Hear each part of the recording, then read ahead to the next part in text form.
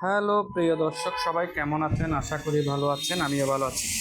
তো দর্শক, স্ক্রিনে আপনারা যে বাচ্চাটিকে দেখতে পাচ্ছেন, বাচ্চাটি নানা রকম স্কিন ইনফেকশন বা নানান রকম অ্যালার্জিতে জর্জরিত। তো বাচ্চাটির গার্জিয়ানরা নানা রকম জায়গা থেকে নানানভাবে ওষুধ ব্যবহার করে কোনো রকম উপকার না পেয়ে আমার কাছে চলে আসে। তো প্রথমত আমি বাচ্চাটিকে ভালোভাবে দেখি, ভালোভাবে দেখার পর আমি মনে করলাম বাচ্চাটির প্রথমত ড্রেসিংয়ের প্রয়োজন।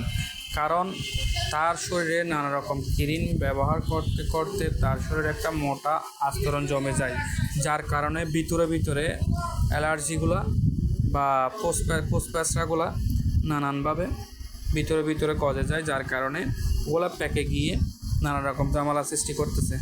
তো আমি আমার মতো করে আমি ট্রিটমেন্টটা করলাম।